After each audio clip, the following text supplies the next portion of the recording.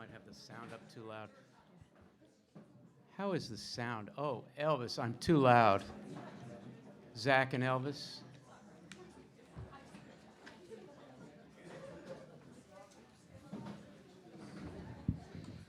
Okay, so I can't. This is the first time I've been up here with this many people, so it's, I feel like it's a little uphill or something. Just pretend like You got quiet so fast.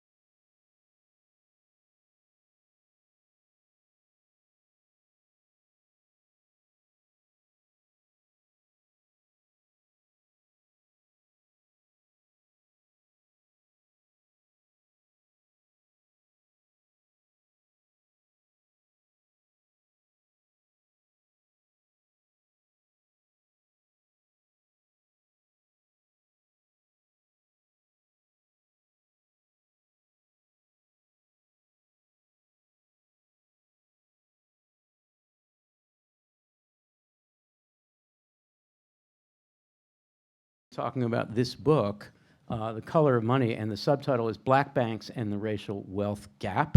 It's published by this teeny-weeny press that nobody's ever heard of in academia, Harvard University Press. And they did a fantastic job on the book.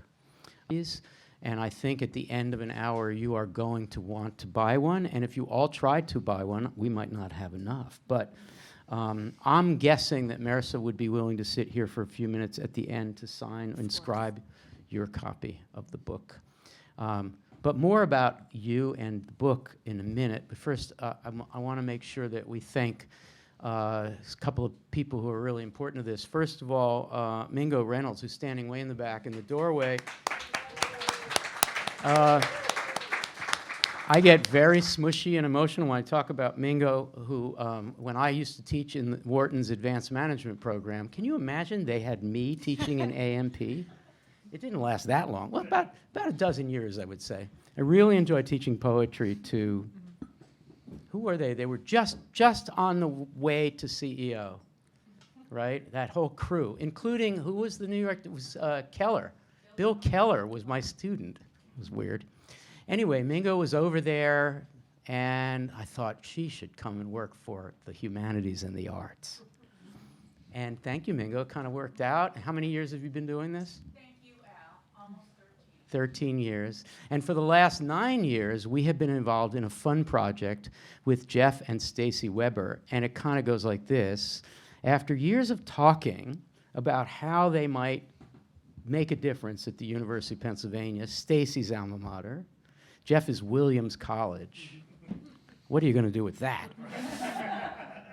But we talked, the three of us, and they claimed that it was my idea. I think it was your idea. But anyway, why can't the Kelly Writers House, which is famous for filling the rooms with, you know, sort of deliberately imprecise, open-ended, ambiguity-loving, you know, artsy types, why can't we have a conversation that the university sponsors, that sets up a conversation between those folks and the people studying finance and economics and business and law? Why not?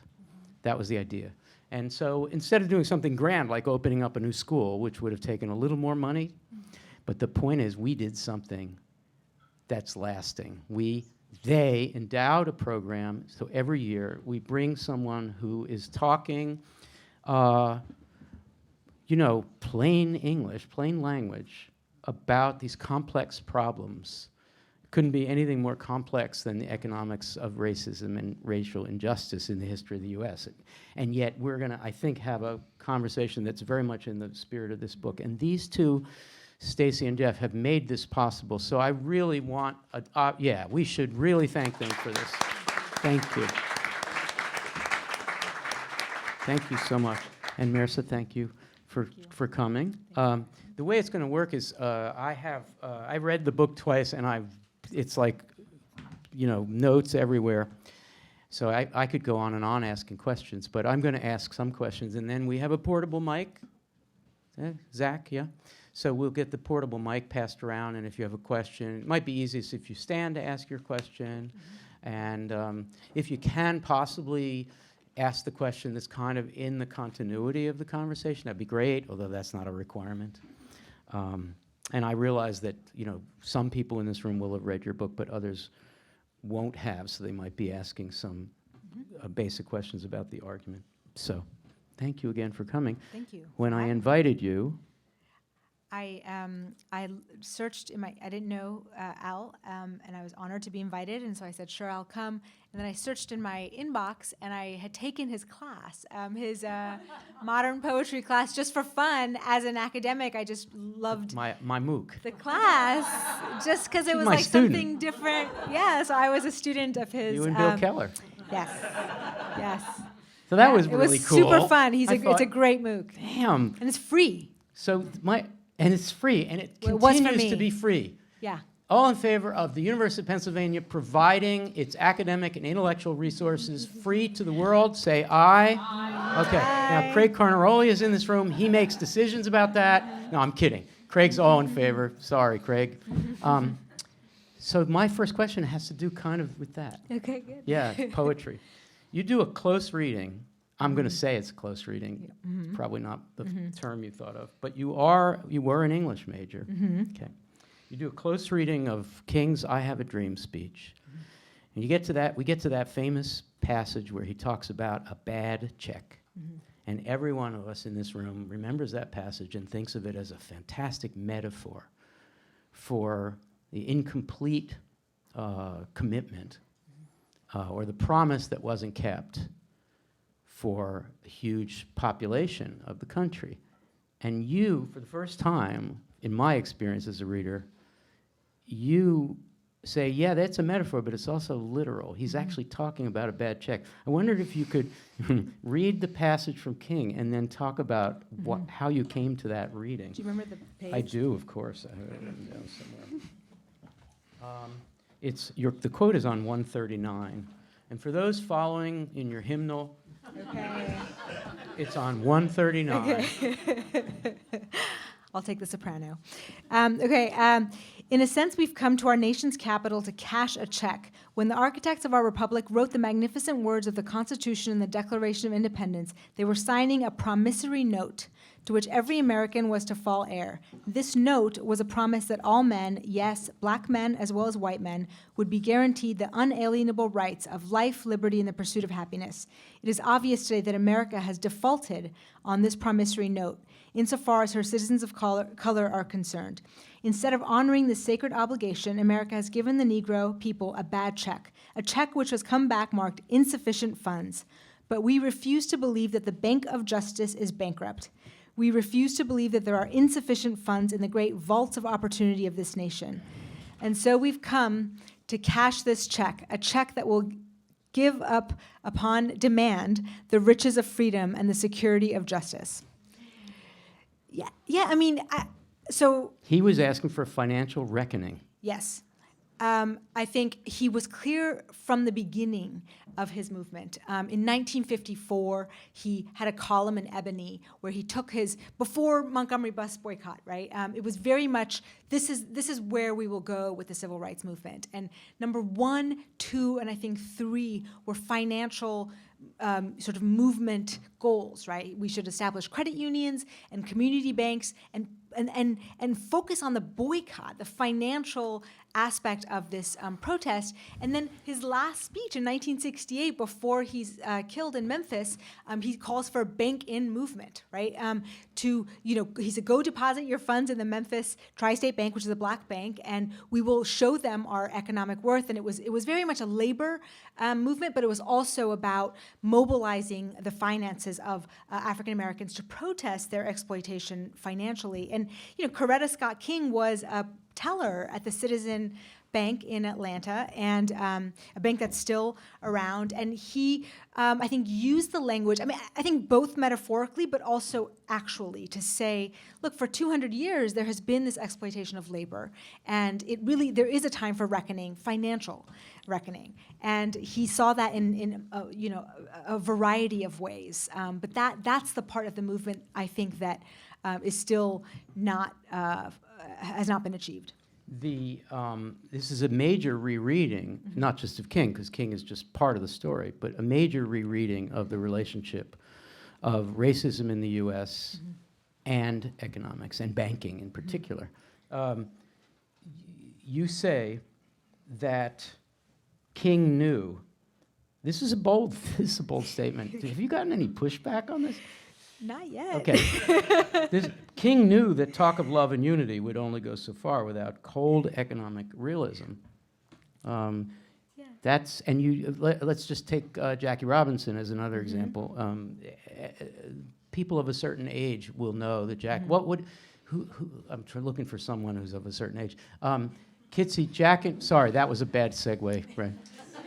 Do you remember when Jackie Robinson retired, what are a couple of the things that he did? Do you remember? Started a scholarship fund for one thing. Okay, yeah. He was involved in Daytop, which is drug rehab, but he was also a great promoter of a black bank. Freedom Bank in Harlem. Freedom Bank. And the story of Freedom Bank is the ending is a sad It's ending. And for him, I mean, Jackie Robinson, he integrated baseball. He went to, fight in World War II when it was segregated and, faced a lot of pressure there. And then he runs this black bank, and he writes in his autobiography that it was the hardest thing he did was to run this black bank. And I actually think this is what leads to his untimely death. I mean, it really stressed him out, and he dies of heart failure. And diabetes. He can't sleep because of this bank. So Mehrsa's reading of Jackie Robinson he single-handedly integrated Major League Baseball. He was a civil rights activist. He was a member of the Republican Party. Republican Party. Trying to bring a civil rights agenda. But the hardest thing he ever did was manage a black bank. That is a devastating critique. Why? I mean, why is it so hard? Why was it so hard? Yeah, so he felt squeezed. I mean, he felt as a banker, you have to be profitable. But as a black banker, you have to answer to your community's needs, which are, funds, right, to housing and to the churches, right? There's a lot of, all these bankers through time have had these dual roles, right, as community leader, but also as banker. And bankers need to answer to their regulators. And Jackie Robinson, right, the regulators are kind of saying, like, look, you're failing, but he thinks that they're actually treating him with kid gloves. He thinks, like, just tell it to me straight. He wants to be an honest banker, but the bank is losing money. And the reason it's losing money is the same reason black banks tend to lose money, because the same circumstances that lead to their creation, which is segregation, housing discrimination, and concentrated poverty because of the long history of Jim Crow and housing segregation, lead to their inability to grow wealth. Right? Their assets are in home loans, which decline in value. Their liabilities are deposits, and deposits from black communities tend to be, small deposits of working people, and that's a volatile deposit base that is not attractive to banks. Banks like big deposits that they can hold on to for a long time, and they're left out of the mainstream banking world for the most part. In Jackie Robinson time, that was ending, but during the time of, sort of post-New Deal FHA loans, the FHA wouldn't guarantee mortgages if it was in a black area. And it was because it was a black area that they wouldn't guarantee. Race was the primary sort of reason they used for denying mortgage guarantees. The FHA defined a good neighborhood as one that prevented, quote, inharmonious racial groups. That's by definition a reason not to give credit to people in that neighborhood. Yeah, and you can go. I've shown my students in Atlanta, right, where I live in Athens. In Atlanta, you look at the neighborhoods, and there's one neighborhood that is the highest sort of. They call it the best Negro neighborhood in the country. So it's all business, business professionals. It's where Morehouse and Spelman are. It's sort of historic. All the homes are owned by, for a long time by black businessmen. And when the FHA came through to mark neighborhoods, the top line says percentage black, I said Negro, percentage Negro, and then infiltration of, so how many black people were coming in, and then percent foreign born, so immigrants, and infiltration of, that was the top. And then later on, it would say something like, well, these are business, this is the income, this is the level of the neighborhood. But that was the primary thing. So that zone where Morehouse and Spelman was a red zone, meaning that it's highly risky, don't lend there. So that's how the FHA, and this is in the 1930s, but those maps lasted a very long time, and banks relied on them. And so Jackie Robinson and bankers like him are trying to counteract these things, but it's really hard to do if the government isn't backstopping the loan. And the FHA is the government. The FHA is the federal government. And then when you get to the chapter where it's the post-war suburban housing boom, you think, okay, this is going to get better. It doesn't get better. Because people who were supported by huge government projects, including the GI Bill, right, in Levittown-style places, those were all white. And since blacks could not live in these new towns, they could not benefit from the credit that was being loosened up by the federal government. So they did not participate in the post-war housing boom. And if you think about, there's these stories about, bombs being placed when black people move into a neighborhood, and homeowners associations, right? The original homeowners association, the purpose of it was to keep out black neighbors or brown, people who were considered to be foreign born, whatever. And the reason, so yes, racism, but also home values. Right? So there was an economic reason to keep out black neighbors. And that was because if your neighborhood looked to be infiltrated by the wrong kinds of people, which was racially inharmonious or black people, then your property values were going to decline. And this happened to zones around black neighborhoods that would turn over. And the data was, and still is unfortunately, right? This is not something that has changed radically. Over 10% of the homes owned by black neighbors, and there are a few exceptions. Okay, Philadelphia has a few higher wealth black neighborhoods. Atlanta has maybe one or two. Chicago maybe, but for the most part, once a neighborhood tips, the home values decline, and there's white flight. And so once that happens, the home values decline. And so typically, a black family buying a home will have to pay a premium to buy the home. And then the second they occupy it, if more sort of neighbors come in, then that home value declines. Now, if you're a bank lending on that loan, your loans are not making you money, right? So this is the trap that black bankers— Not making the bank money. Not making the bank money, and this is the trap. But the whole purpose of the bank is to lend on black loans because they're not getting loans elsewhere. So this is what caught Jackie Robinson in a bind, as he's saying, I created this bank, and he created a community bank. He wasn't trying to make money. He had plenty of money. He gave dividends to everyone in Harlem, so it was a community bank, and he created it to give mortgages to the folks of Harlem, and he realized that it was impossible to make a profit. And so the regulator's breathing down his neck, and the community doesn't trust him because they're saying, look, you're friends with the Rockefellers. You're a Republican. You're a Republican, and you're not lending. Right, and so he is so stressed out, he can't sleep, and he says it's like when he looks back on his life, he regrets the bank, So this is where things get really complicated in this book and in this story, because black banks are set up as community banks, but when they did the thing they needed to do, the money from a sale was deposited in a white bank, right, and therefore the money already escaped from the black community and would actually increase value of a bank that's predominantly a white bank. So that's where the money gets made on money. Yeah. So I don't know if there's any finance majors, but the way the money multiplier works is, so as banks lend, they create money. Banks don't just store money, they also increase money. So when a bank lends, that is new money, usually. Right? So insofar as a bank can lend 10 times, the money multiplier says, for every $100 deposited in a bank, lent 10 times, that's $900 of new money. Okay, so that's the basic money multiplier. Now, the premise is that banks are lending to each other in this closed loop circuit, right? But with black banks, you can give a loan to a black borrower, and you can take deposits from black depositors. But the second you make a home loan, right? That money gets deposited. It could be a black seller that has sold the home, but usually it's not, right? Usually it's a white seller, or at some point it's going to be a white seller, and that money's going to escape that sort of black bank. There aren't enough of them. There isn't an economy. You can't segregate money in the way that you can segregate people, right? You can segregate locations, but money's just going to create money. And so eventually that money seeps out. And black bankers are constantly talking about this. And I measure this in the book, this seepage of money out into the market. It's really hard. You know, there's this theory of black banking that you can control the money and keep the money in a community, but it's really hard to do unless you have full sovereignty of a community, unless you can actually block borders, which has never been the case. And this is why this book, and I think its strongest thesis, is that black capitalism, so-called, is very problematic, particularly when we get to the Nixon years. Mm-hmm.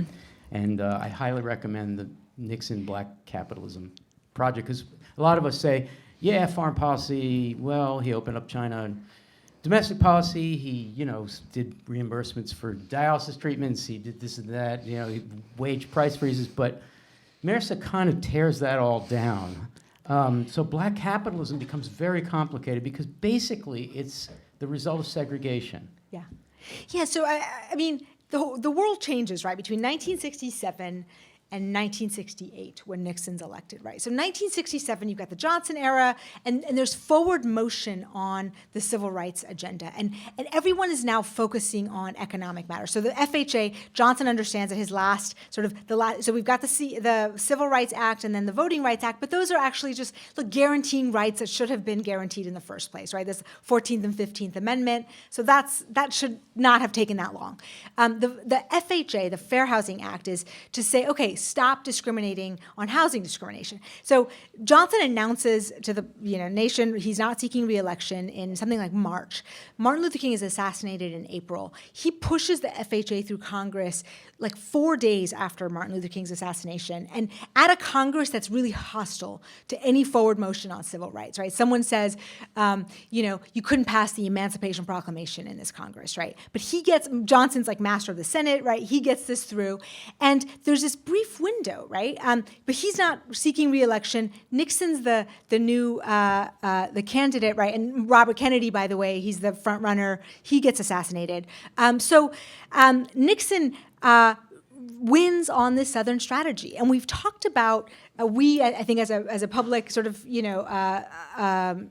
in the public, we've talked about the law and order aspect of the public of the Southern strategy, but the other aspect was black capitalism. So Nixon understands that he can't push integration, right? That is his charge from his voters, and he also isn't going to push any capital or money toward this, right? Vietnam's a disaster. The urban crisis has really blown up. There's a lot of fear. There's a lot of backlash towards civil rights momentum. So black capitalism is his sort of decoy plan to sort of say that he's doing a civil rights plan, but to not actually do it. So that's his campaign. He goes out doing his campaign, sort of radio ads and TV. It's we will have integration. Integration must come, but first, the black communities need to work for themselves. It's this sort of self-help, use capitalism and market economics will work for you kind of stuff, right? Meanwhile, all that white middle-class wealth had been created by FHA loans.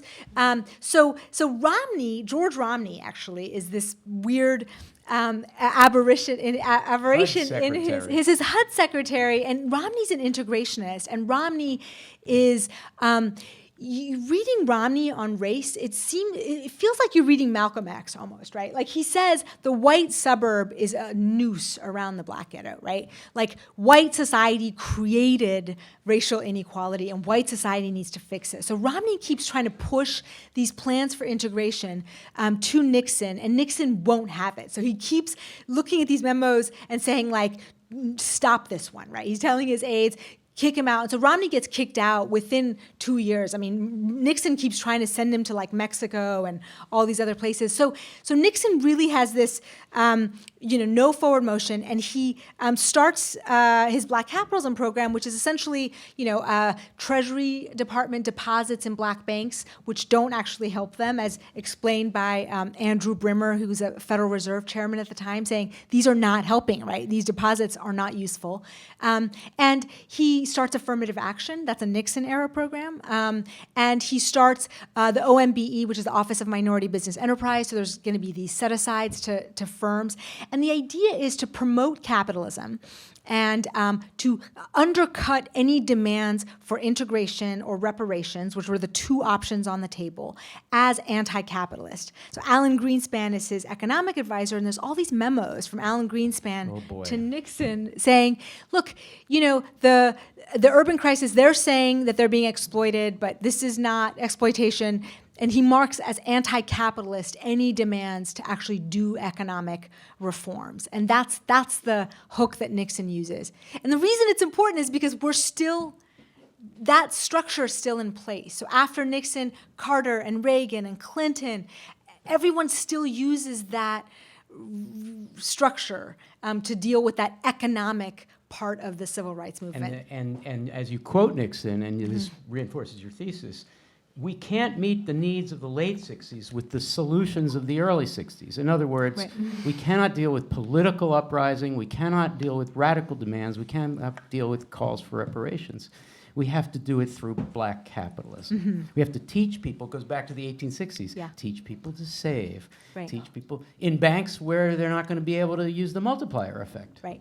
Yeah, I mean, this is the Cold War, right? So any charge of anti-capitalism is essentially communism. And so they're labeling these civil rights leaders as communists, right? Anyone asking for sort of capital from the government, that's a communist, that's anti-capitalist, right? So using capitalism almost as a weapon against these charges. Now, what's interesting is that he co-opts the language of the Black Power movement, right? He really does. He really does. I mean, reading these speeches, I mean, he takes Black Power and he says, and so does, Buckley. Buckley of the National Review says, yes, Black Power, right?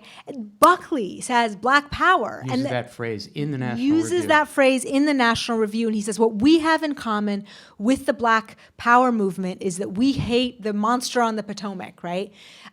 So they're using this, which is the government, right? They're co-opting this language of the Black Power movement to say, what does Black Power mean? And Nixon spells this out. Black Power means black business and black banking and black ownership. And how are we going to help you? We're going to leave you to yourselves, right? And you're going to use capitalism to fix your problems because that's the American way. And there is actually some good faith effort in the Department of Commerce, in the OMBE, to actually have like capital programs, and Nixon kind of puts the kibosh on all of that, and tells them basically we want stories of successful black businessmen, and we're going to do these sort of token awards, and this is something that lasts to today. I mean, Trump and Bannon just last October had Minority Business Month. They deemed it that October Minority Business Month, and they're giving awards out. And if you read the speech that they gave, I think it's like classic Nixonian rhetoric, right? Yeah. These are the civil rights leaders. This is how you fight civil rights. In the 1988, 1984 Republican plank, their civil rights slot was lower taxes, cut regulation, free market. That's the answer to civil rights. I have two more topics, and then we're going to open it up to some questions. The first is when I got to the subprime lending crisis in the book, I kind of now was ready for what was going to happen, but I hadn't thought of it. And that's because it's my fault. That is to say, I lived through this. I should have thought of it this way. I didn't. You really educated me. Wells Fargo and Bank of America were sued for racial discrimination in their lending tactics, which was exploitative of people in cities. You make a pretty daring analogy at the end of that section. Not only do you say that the subprime lending crisis was involving a certain structural racism, but because you talked about the economics of sharecropping in an earlier chapter, you made a very elaborate analogy between subprime lending and sharecropping. Do you want to explain that a little bit? I mean, Sure. it rings true when you describe it. Yeah, and I want to separate, actually, because I tried to do that carefully in the book, and probably not as carefully as I could No, have. it but- is careful. Yeah, but that there is intentional discrimination by Wells Fargo and Bank of America, right? Like intentional, I mean, there's documents, like we're I mean, actually the going to... court determined it. Court, well, it didn't go to court, but there were they settled, right? settled. Yeah. So there is intent, and I want to put aside intentional discrimination, but there's also just structural discrimination that happens, right? And so the idea that when you cordon off risk in a black community, right? So you have low wealth, right? You're going to pay more. So where are all the highest interest lenders located? Usually in poor communities, black or white, but your payday lenders, your subprime loans, your contract lenders, right? So that is actually kind of like sharecropping. We're going to kind of pretend like you own this thing, but you're just going to pay rent, and it's going to be And more. if you miss a payment, If you miss a payment, you lose your home. Installment loans, right? All of that stuff. And that's not actually intentional discrimination. This is not, we're just going to charge you more because we don't like the color of your skin, right? That's not that. It is, it's more expensive to lend to people that have higher risk. And then Wall Street sort of needs those higher risk loans, right? There's a big subprime boom. And so they send lenders into those areas because you're more likely to pick up subprime loans in those areas. Now, some people were upsold, right? Some people did qualify for prime. A lot of African Americans qualified for prime and got a subprime loan, but there were also subprime lenders in those areas. Why? There was no intergenerational wealth. There was no home ownership. They just had lower incomes, lower wealth. So they're not as prime borrowers as everyone else. There's no discrimination. You don't even have to use race. You're just saying you're a subprime borrower. But there was a lot of lenders that just sent their subprime lenders to those areas. And so you look at the statistics and the disparity there, and so more black and brown borrowers are sold subprime loans, and the worst kind of loans, right, than versus white. And so when that thing blows up, the African American community loses about 53% of their wealth in those foreclosures. And when we talk about recovery, that's not a sector that's recovered. There's a lot of homes. I mean, Atlanta, south of Atlanta, there's this huge boom of lenders, a lot of banks, and that area has yet to recover. Those people lost their homes and have still lost their homes. And so it really was I say when you're on the bottom, what they say there's when Wall Street gets a cold, Harlem gets the flu, right? So if you're poor, you're more vulnerable to these setbacks, and it takes longer to recover. Right? and the analogy is between subprime lending and Oh yeah, I sharecropping. forgot about that. You describe sharecropping in an early chapter as essentially a new credit innovation of the post-Civil War period, okay? Because these people were free. So we're going to come up with an innovative way to deal with credit, and Yeah. thus sharecropping. And Yeah. that is the reason why you can Right. say that it's similar to Right. the subprime lending. Yeah, I mean, sharecropping essentially is, right, we can't give land. And so I go through that, right? That's the first decoy. Black capitalism is the second, right? When there's this fork in the road, are we going to do meaningful reform? Nixon throws in black capitalism. The first is during Reconstruction and with the Freedmen's Bank, right? Instead of land, which was the whole point of Reconstruction for every Right. the radical Republicans and the black legislators down south, like, this is about land. Reconstruction has to be about, the 40 acres and the mule. Otherwise, there's no freedom without land. Instead, there's this new innovation, like, how do we get these black laborers to grow cotton without slavery? And so sharecropping is a way to do it. And what sharecropping does is keep these cotton growers in perpetual debt. It's black and white, but mostly black. And you're basically a lot of people were on the same land as their previous plantations with the same kind of plantation bosses, and now you're buying seed from the local merchant, you're growing it on your own. It's this debt crop because there's this glut in the market. Cotton prices are lower because everyone's growing cotton. Whereas the fear was if you gave land, what would happen in the South was what happened in Haiti, which was when you have your own land, you're going to grow food for your family, subsistence crops, less cotton. Cotton's a debt crop, cotton's a money, you can't eat cotton, right? So you grow, food.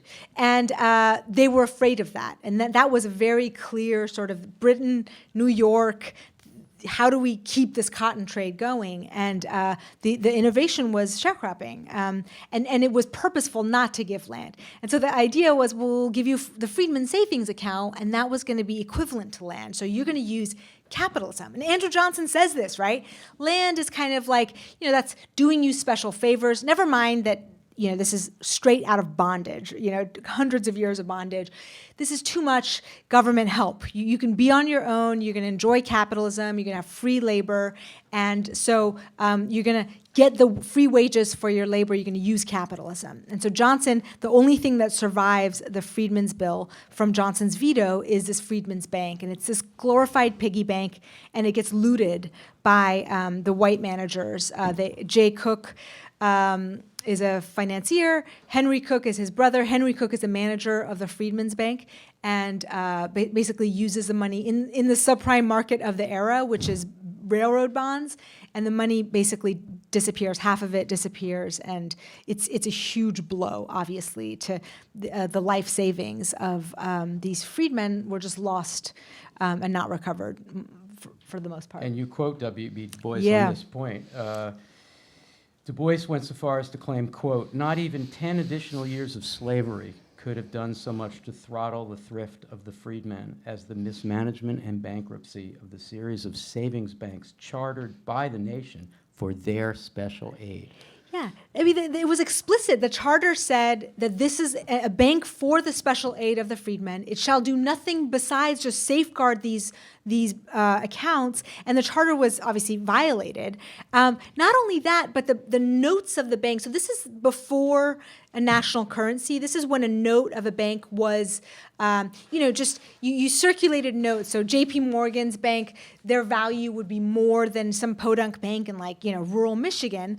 This bank had the insignia of Lincoln, Sherman, Grant, right? And the building was in D.C. and there was an American flag draped on it, and it looked to be backed by the full faith and credit of the Treasury. And so the freed slaves really, took to this bank, and there was about, in today's dollars, $1.5 billion of deposits. That's a lot of capital in 1873 when it failed, right? And mostly black money.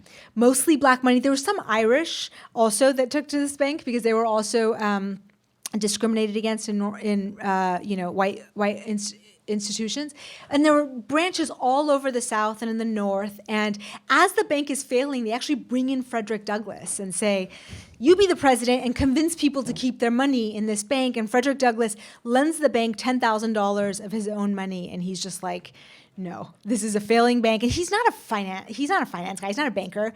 But he understands that the bank is failing. He convinces Congress to cut the charter right at the last minute. And, nobody goes to jail. Henry Cook is, financially ruined, but doesn't suffer any consequences for, what he did with the bank. So last question for me for now, and we'll open it up to questions from the audience. In the middle of this book, which is really a book of economic history, you get to the famous Marshmallow Test. Everybody know that one? Okay, so some kids will eat the marshmallow even though they're promised a second one if they don't eat the first, right? So what was the conclusion? You really get mad about this, but you restrain yourself because you're an academic and you're a dean. I try to. Yeah.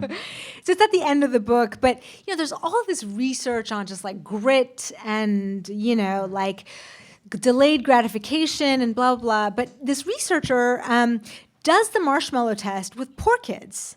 And she's like, I wonder if it would be a different rational choice. And she finds, indeed, it's different.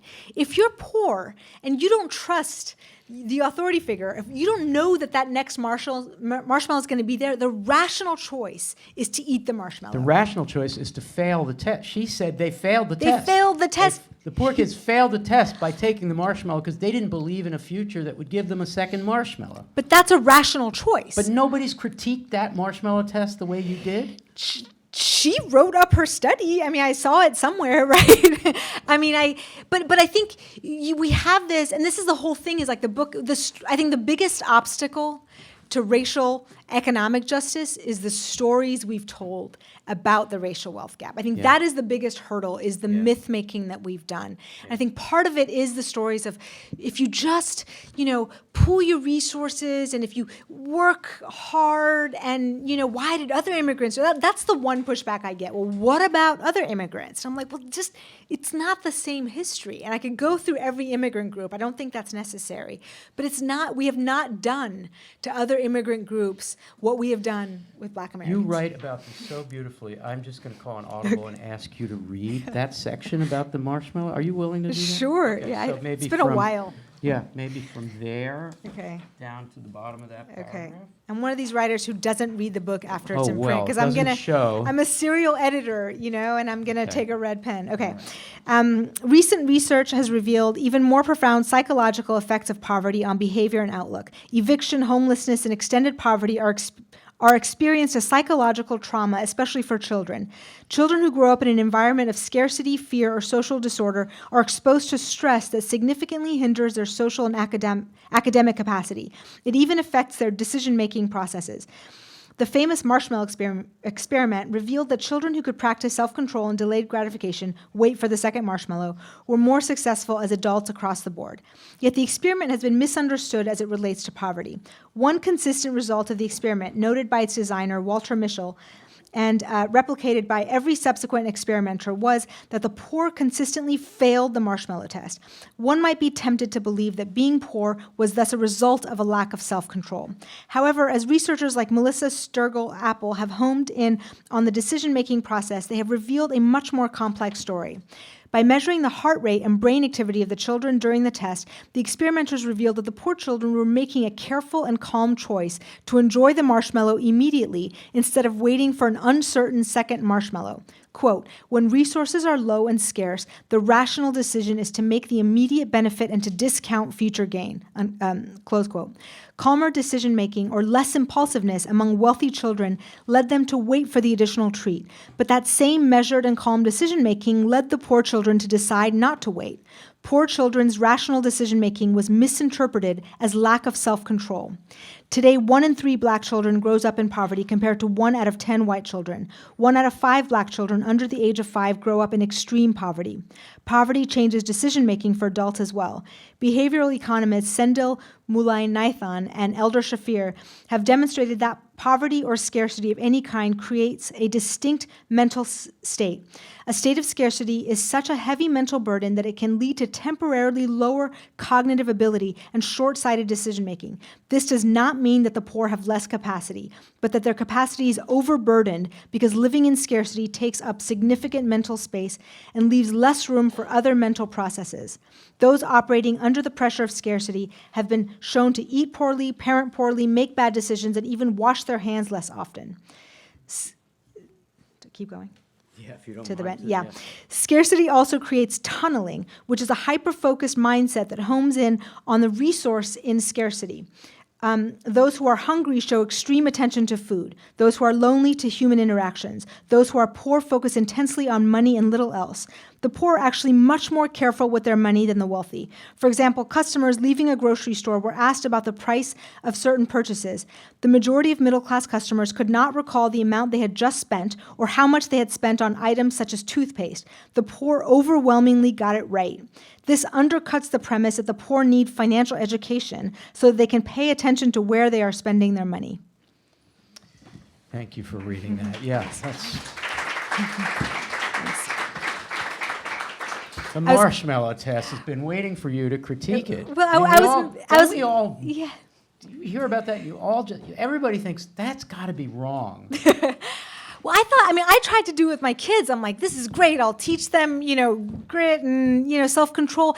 And, I actually read a memoir about a poor kid growing up, white kid, and he says, he went to his friend's house who was middle class, and his mom asked him, the middle class kid, about plans. Like, what plans do you have, And the kid was like, he didn't make plans. His family didn't make plans. And it just had never occurred to me that that was a thing that was missing in the, because you couldn't afford to, right? Not literally, like there was no sense in making these plans if everything was so unstable. Because it's not just poverty. Poverty isn't just a lack of money. There's this instability. There's this stress, right, of poverty. And so the reason why I get so angry about financial education is because, whenever I talk about financial exclusion or whatever, the one thing people say is financial education. There's all this money going to financial education. And I'm like, well, how would you educate someone because I talk a lot about payday lending too, right?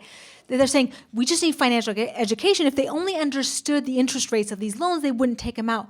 But they do. They understand. There are no other options, right? So when people say financial education, I just think like they don't understand what it's like to be poor. The reason it's so brilliant that you put your critique of the Marshmallow Test at the end of this book, in a book that's the history of an economic reading of civil rights, is that we go back to the 1860s when the whole idea was we have to teach these freed people the benefits of saving. Right. And it was all about the paternalistic education. And what you prove is that's not what they needed. They didn't need to be told to save. They needed a place to save where their money could be multiplied. Right. They needed a home. I mean, this is the middle class myth of the American. So we talk about the white middle class having been sort of benefited by the FHA. The white middle class was created by the FHA.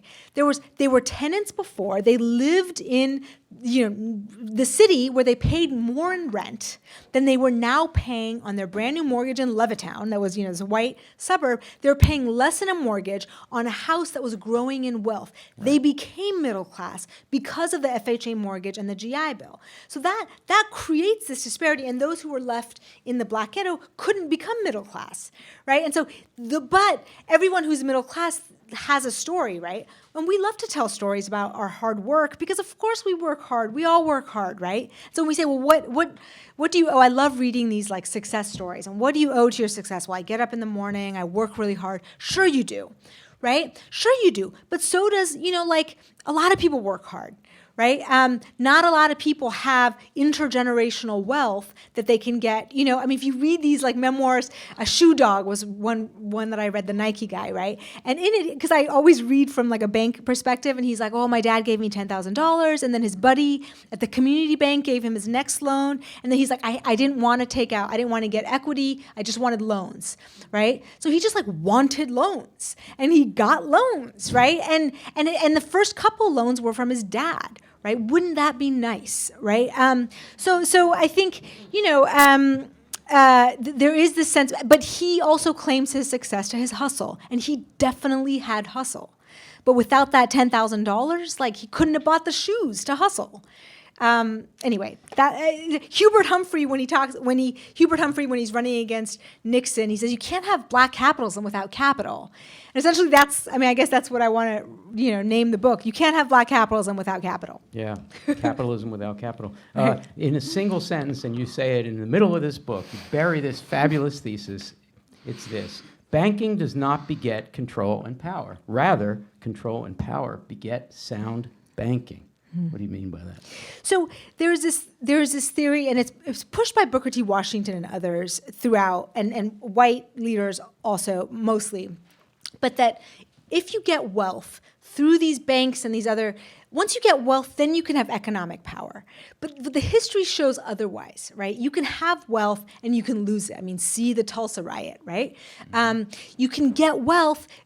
You can work really hard, but if you get left out of the FHA, you're not going to get that the wealth to grow, right? So you need political power before you can get that economic power in a way. So I think that's the opposite of the black capitalism idea of Nixon and others. Right. The Nixon and even Booker T. Washington plan is like if you have wealth, you will gain respect and you will gain economic power, but you can't. And Frederick Douglass understood this. Without wealth, the community's never going to have freedom. Banking doesn't beget control and power. Rather, control and power beget sound banking. And that's like a revolutionary idea. We have a portable mic. I don't know where it is at the moment. We would love to hear some of your questions. And you can indicate that you have a question by raising your hand. Way in the back. And who's got the mic? Okay. Make sure it's on. Yep. I just took out $1 million loan from my dad. Okay, good. Lucky. Unbelievable, this guy. 0% interest? Nice. Yeah, Are you okay, quoting somebody that we know about? Just a little bit. So my question is, and I apologize if I'm treading on a topic that you've discussed previously in your scholarship. You mentioned payday loans. Yeah. I'm curious, with maybe a more friendly government on the federal level, or maybe a friendly state government or local government, is there any policy prescription that's more slam dunk that could be done tomorrow to kind of curb the excesses of this type of predatory lending? Well, funny you should ask, because my first book is actually about that, and I suggested postal banking, and I think regulating away payday lending has been a really difficult history. I mean, it's difficult because you have to regulate state by state, and then look what's happening to the CFPB when they try to regulate, right? So regulating away loans is good, right? So to say, okay, cap interest rates. So the federal government can't control interest rates. That's a state thing, and due to a long history, which I won't go to, you can basically export rates from any state into other states. So Georgia has a 25% cap, but you can register a bank in Idaho, which has like no cap, and lend into Georgia, or you could do a Native American reservation, and curbing that can help. Or you can say, Georgia says, I know Georgia because I'm there, but we ban payday lending, but now we have title lending, right? So you have this sort of innovation that skirts these regulations, right? The CFPB tried to do blanket rules. That's also been difficult, right? Because they can't regulate interest. So in my, read of the history, I think the best thing that we can do is offer an alternative. And so I've suggested that the post office can do this. And there's a long history of the post office having done this in America, not the lending, but the savings account. Abroad, they do this. They offer small loans to low-income people at a lower rate. So not free, obviously, and not subsidized. This would be something that would be sustainable, just not profitable. And they would do it at every post office. How encouraged are you about the proposition in LA of the public share and following it? Yeah, I haven't been following it. I mean, good. Like, there's a couple of districts in North Dakota. The state has a public bank. LA's decided to do a public bank. I think there's lots of critiques of it. I think public banking is a good idea insofar as you have some structures in place that it's not, that it's safe. So it's a longer conversation, I guess. Thank you. But I'm a fan of public banking in general. Thank you. Another question? Who's got a question? You want to raise your hand? Yes, Kitsy, way up front. Who's got the mic? Could you raise your hand? Thank you. Hi, Kitsy. Hi. I was wondering, with World War II, I was aware that black soldiers could not get FHA loans, and white soldiers did.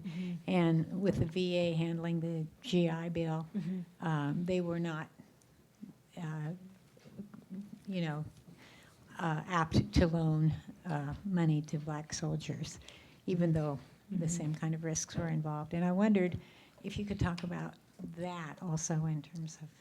Yeah, I mean, that's the genesis of the civil rights anger, right? I mean, you have these soldiers coming back, having fought for the country, and they're going back to the Jim Crow South. And if they're in their uniforms, they're getting real violent hostility. They can't wear their uniforms. Sometimes some of them are getting lynched if they're wearing their uniforms. And then otherwise in the North, they're also excluded from these things. And they're saying this is when the real sort of anger surfaces, and you see these organizations coalesce around these returned soldiers. You saw during Reconstruction too, where black soldiers who had fought in the Union War come back to the South, and they're like, okay, we fought for the country, and now the country has to do something for us, right? We're not.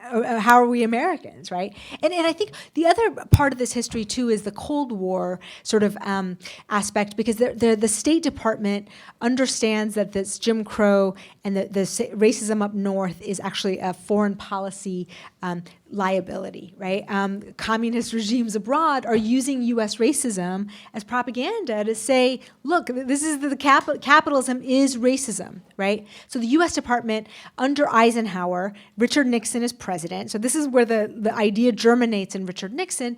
Richard Nixon says, okay, we're going to start doing in Voice of America and through the State Department these stories of successful black businessmen. And so they start to create this story of, no, under capitalism, you can also have black success. And so that's the genesis, I think, of the black capitalism model. But it was as a result of the State Department really pressing the White House and saying, like, this is hurting us as a defense, right? We're losing these, developing whatever, third world countries because they're understanding this other side of America, and they would show these footages of black lynching and violence and say, look, this is capitalism. Yeah. We have a question over here, and the mic is on its way. Thank you so much for your book. It's transformative. I mean, I was just like stunned, totally blown away. There's so much that I would really want to talk about. I want to talk about the role that black leadership played in convincing people that this was a good idea, the blank backing was a good idea. I think it's just stunning. That was just overwhelming to me. But I don't want to talk about that. Yeah. There's like a ton of things. But what I really want to say is I believe in reparations for descendants of African slaves. I think that there needs to be reparations. It needs to come from the government. There's no question in my mind.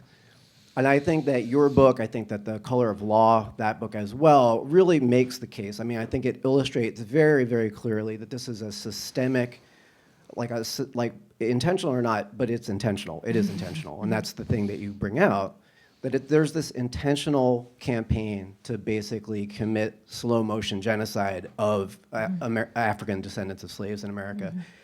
Can you talk about reparations? I mean, I understand it seems like almost taboo. I don't hear anybody talk about it ever. It's like a third rail of American politics. I think we need to be talking about reparations. I think it needs to be discussed. It needs to happen. So, Yeah. Just to be sure, Mehrsa does talk about reparations explicitly in this book. Oh, Yeah, I do. Know you know that, but yeah. I just wanted to say that. Yeah, so I think reparations used to be very much on the table, especially during the 67, 68 era. And, you have Greenspan writing memos about reparations to Nixon saying, reparations, seems attractive, but it's anti-capitalist, so don't do that, So when I think about reparations, I think about it, in the sense that, South Africa had sort of truth and reconciliation, right? Look, we did this thing.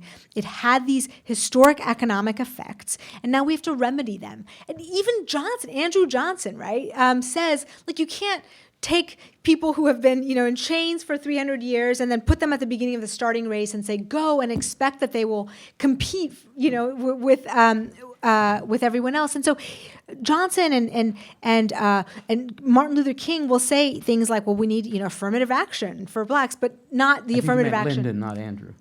Did you mean Andrew? I'm in Lyndon. Yeah. Yes, of course. just Yes, make sorry, that clear. Lyndon. Sorry, Lyndon. And so they meant that in that sort of reparations sense, right?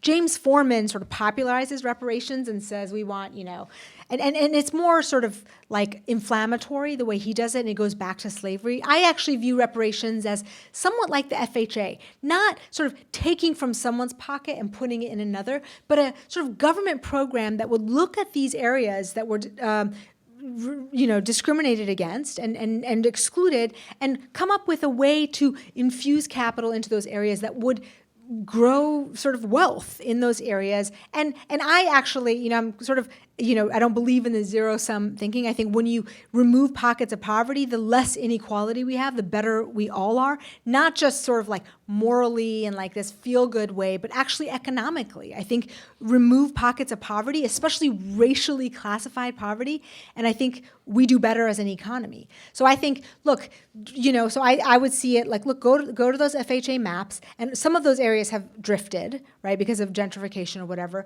and figure out a way to turn those areas around. So whether it looks like a holistic housing program, right, so buy up the foreclosed houses in Detroit, give them to the residents or any sort of people from those areas, and then put in broadband like certain areas are doing, bring in federal funds in places that will go elsewhere into these areas and just kind of grow the community holistically. And there's lots of ways to do this. It's just that if it's off the table, we can't talk about it, right? But we never had like a Truth and Reconciliation. We never had a Nuremberg. We just kind of pretended like it didn't happen, and that it was like, let's just not talk about it anymore. And that doesn't work when you've had these centuries of injustice, right? Thank you for the question. Thank you for reading the book so carefully. Allison is up here. We need a mic. Thank you. The comments you've made me also think of Native Americans and their elimination from certain agricultural loans, and now in North Dakota, the prescription that you can't vote unless you have a street address as opposed to a P.O. box. Have you thought of reparations for Native Americans as well? I haven't, but I think that's another, tragic history over and over again. And I think there's an interesting banking history to be written on Native Americans as well. They also have their own banks, and they're as low capitalized as our black banks, but they also have become the hub for these payday lenders and these banks that don't want to, comply with federal regulations. So I have not written that history, but I think there is this, right, a similar history. Although it's a bit different, right, because there was that physical space that they were sort of, placed in, and so there are some disparities. Whereas in the black experience, it was, segregation, and then that stratification economically that didn't necessarily equate with that geography, not always. No, but it's interesting. I don't think we've ever seen gentrification of former reservations. Right, that's what I mean. Yeah. So there isn't that drift. There's been the stagnancy. There's been a closing up of reservation territory, but not gentrification. And the reservations haven't been in like Chicago, right? There hasn't been that history. But I don't know it well. Let's take one more question. Yes, thank you. Hi, I apologize. I haven't read your book yet. That's okay. But it seems really fascinating. Can you discuss the issue of trust a little bit in the Black community, given the history that Black Americans have faced? Why should there be a trust at all? Yeah. And moving forward, if there is a solution that's equitable, how do you build trust? That's a really good question. And that's what actually made me write this book, because I was looking through the FDIC. My first book is one, The Unbanked, and I was looking at the FDIC data on unbanked population. So unbanked or underbanked are people who don't have a bank account, right? So it's simple. And I looked at the racial breakdown, and I was struck by, the unbanked population is about like 10%. So it's not a huge population. In the South, among the Black population, it's like 60% unbanked or underbanked. Unbanked or underbanked. Compared to the white, it's like 10 or lower. And the reasons listed, so the FDIC breaks it down, and usually it's like, I don't have enough money to go to a bank, there isn't a bank in the area. And for the Black Southerners, it was distrust. So I started doing these interviews, and actually the Freedmen's Bank came up, right? This is an 1870 institution. And there is this long distrust of banks. Because of that tragedy. Because of that and others, right? There has been like a long history of exclusion, exploitation, right? And so I think, and that's not a minor problem. It's not a psychological problem. You need trust to run a banking sector, right? People need to put their money in the bank, keep their money in the bank, right? That's what works, right? That's why we have FDIC insurance, right? Without FDIC insurance, we wouldn't all just be cool leaving our money in a bank no matter what they did with it, right? We know that we're covered. And so that lack of trust really prohibited black banks from succeeding before FDIC insurance. Post FDIC insurance, there is this distrust and this tension of the community to white bankers, certainly, and that's a rational distrust, I think. I mean, I live in the South now, and I think there's still a lot of sort of, you do your own thing, we do our own thing, and the history has not been rewarding of trust. And then in the North, I think there's just a distrust of exploiters that have come in, right, between the contract sellers and the subprime lenders. So I think that really is missing. And so I think, this is why you would go to a check casher or payday lender, because the prices are out there, right? And there isn't a class barrier, right? You go to a check casher, it looks like any other business. The people there, speak your language, whether that's Spanish or they're, from your neighborhood. Banks are, these like marble palaces. They're fancy. They're not in your area. There's this class divide. There's a cultural sort of divide that doesn't sort of lend to trust. And they give you these fees that are random, right? So check casher is like you pay $10 to cash a $100 check. I'm making that up. That's not. But I know what I'm paying. A bank will charge me an overdraft fee of $35, and then they'll like charge me again, And it's not that I don't trust an institution that just randomly gives me a fee for nothing. So. I just want to conclude with one question and then a request for you to read the couple of last paragraphs of the book. Okay. So before I start to wrap up, I just want to hold up the book again, because you'll see it on your way out. We would love for you to buy a copy of this, The Color of Money. And if you do so and you can make your way back here, Mehrsa would be here, and I'm sure she'd be willing to inscribe it. There's so many reasons that we should read this book. Just one is I've never seen a thoroughgoing economic interpretation of the Republican Party's Southern strategy. That is a very important new thing for me, at least. I've read a lot about the Southern strategy. This is an economic reading of it. It seems to me very persuasive, and you have to know that, because let's say the Southern strategy is kind of alive and well.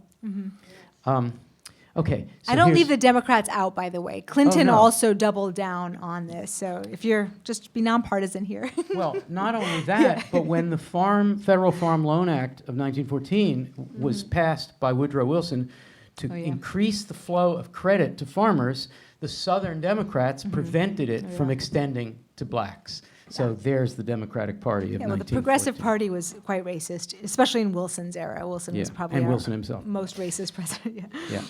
Okay, so here's my second to last question. So, I don't know about most. Sorry, what did you say? There's a list. I said Wilson's the most racist, but I backpedaled Maybe not. on I think.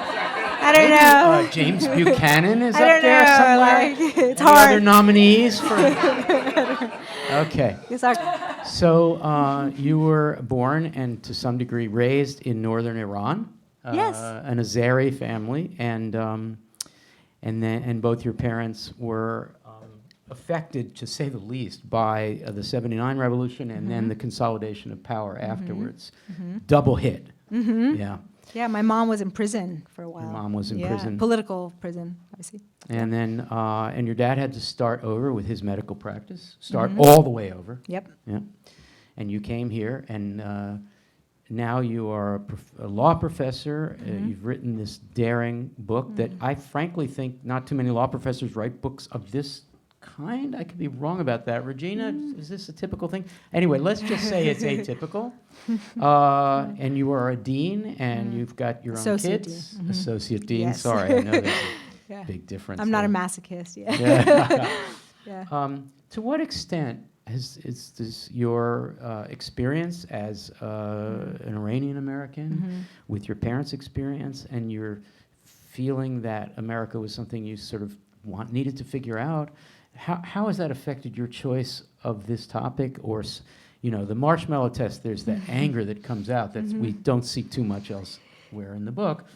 Where is this coming from? Does it have to do with your background? I think so. So I grew up both poor and not poor. And I think, so my focus on inequality is that just going from, and I talk about it like just getting a bedroom set, from living in apartments with very unstable in, rough neighborhoods, I guess, and being the only, brown kid in, schools, and being just super poor, right? And then my dad got he became a doctor when I was in high school, and I got A second time. a second time. When Iran, it was different because it was the war and the revolution. So Iran was just all, poverty and bad, but it wasn't like everyone was poor. So it wasn't inequality. There wasn't race distinctions. Everyone was just suffering at the time. Now it's a little bit better, but it's about to be worse. But here, from going from poverty to middle class, I saw the difference, and I lived the different lives. And I think this idea that the poor are to blame for their poverty, that's a thing that makes me really angry, because that's not true, and I think we judge people. I was judged for being poor. I felt like as a kid, I saw my parents being judged. They had these menial jobs, right? My mom was working at a dry cleaner. My dad was driving trucks while he was studying, and just the contempt we have, I think, for people who are poor, that bleeds in, and kids, I think, feel that. And then when my dad was a doctor, it was different, and there was this acceptance, and there was just this different way of viewing the world. And so I think that partly informs my work. On the race stuff, I think I just kind of stumbled on this.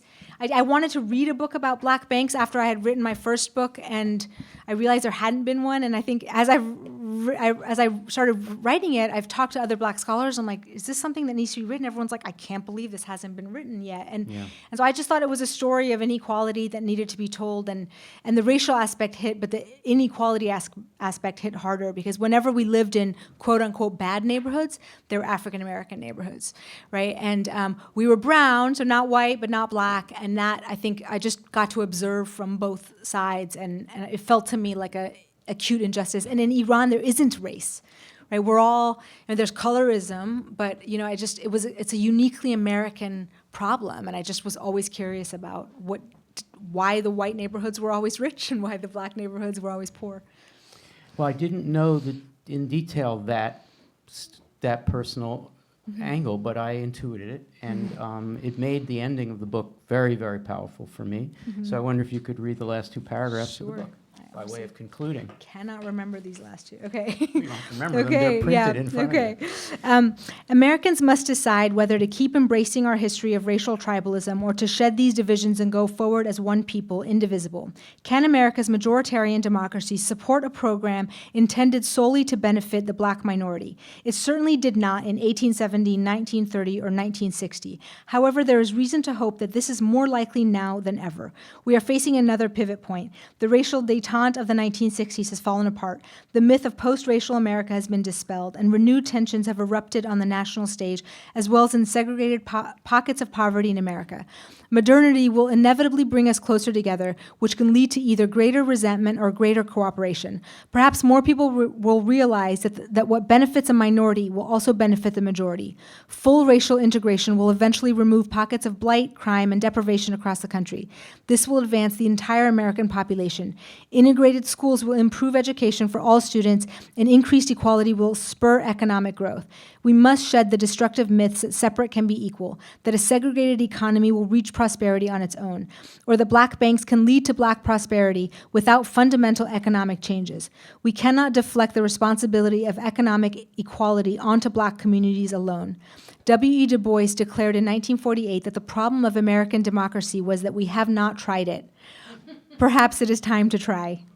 Mehrsa Baradaran, thank you so much. Thank you.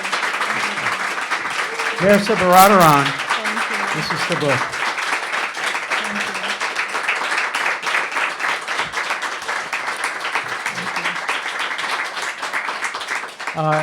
While we're still here, I want to make sure that we once again thank Jeff and Stacy Weber for making this possible. And one more time to make sure she feels how happy we are that we spent the last hour and a half Oh, with her, thank Mehrsa you. Baradaran. Thank you. Thank you. So thank you for coming. If you want to get a copy of the book, the next 10 minutes or so would be the time to come, and you can get to greet her and say hi. There'll be a limited amount of time. Thank you for coming to the Writers' House a lot. We really appreciate it. Please come back, sign the book, and we'll remind you of our programs.